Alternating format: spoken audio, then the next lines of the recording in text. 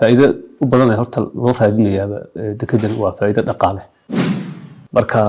أنا وحنا أركا إنه فائدة فربنا ووليه لو يعبا نقول دونا إن شاء الله ديال هشيس الباب هذا أفرع الشعب كنا جارهان ديجان كنا ويومنا كو عديبن دكتور الآن ديجان الصومالي دونا ما دام دلك كتسيه وحي فائدة دلك وإيمادة هنقول يا كأوجه الرأي كفائدة sida la socoto dalka Itoobiya waa dal shacab badan ku nool yihiin ilaa 120 milyan ka badan dad ay ku nool yihiin inta badanna ku tiirsan dalalka jaarka dadkooda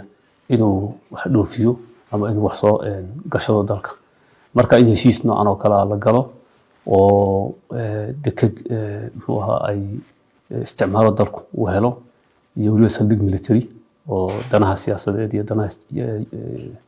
استراتيجيات بدعس وكل عشرة وواحد فائدة بدن ولا ودالك ديجان الصومالي دونا ما دام دالك كتسيه وحي فائدة دالك وإيمادة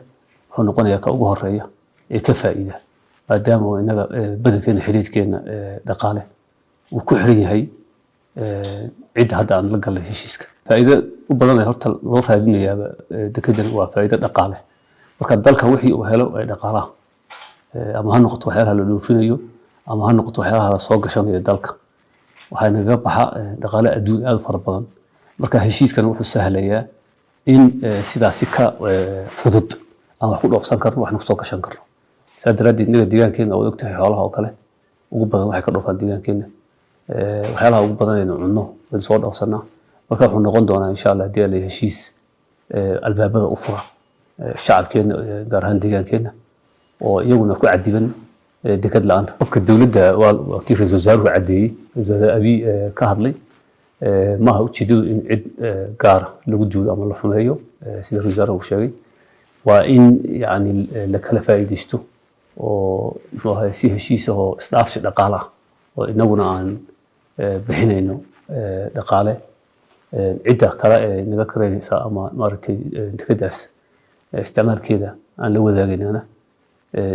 inaga aan ka faa'iideyno oo maaragtay iskaashi iyo isweydaarsi ah marka anu waxaan arkaa inuu faa'iido fara badan u leeyahay labada dhinacba waxaan aaminsanahay deegaankeenu sida aan sheegay dalka ka tirsan yahay shacabkeenu inuu ka faa'iideeyo yaan aaminsanahay cidda arrimaha isku haystan inaga deegaankeenu waa deegaan colaado badan soo maray waa deegaan dhibaatooyin badan soo maray maanta waxaan u baahannahay inagu in dhaqaalaheena aan korino inaan nolosheena wax ka bedelno waxa ugu horeeya u baahan waa amni marka fariintan daraya waxa weeye in amnigeena aan ilaashano inaan ka taxadirno inayna ku dhex dhimanin siyaasadaha geeska ka socda la isku hardiyo oo shacabkeenu uu xooga saaro in amnigiisa ilaashado kana hortago wixii qalalaasa ee ka iman kara codadka aan maqlayno ee la xiriira arrintan wuxuu leeyahay faa'iido dhaqaale meesha dekada laga sameeyo horumarin baa laga sameeyaa jidad baa laga sameeyaa biyo gelin baa laga sameeyaa layrkii baa laga sameeyaa marka laga tago faa'iidada dhaqaale ee ganacsatadu ay ka helayso iyo qoraysa dawladuhu dabcan meel la horumariyay horumarkeedu wuxuu gaarayaa shacabka meesha ku nool dadku dekada farbadan wax ka soo dhoofsan kara wax ka dhoofin kara waxna ka soo gashan kara mar walbana tirada shacabku inta marka ay korodho baahida loo qaba way kordhaysaa marka ana aragtida heshiiskani faa'iido dhaqaale oo ballaaran buu dalka u leeyahay cidda heshiiska aan la galayna cid iyaduna faa'iido ka helaysa oo bilaash ku bixinaysa ma waa cid faa'iido ka helaysa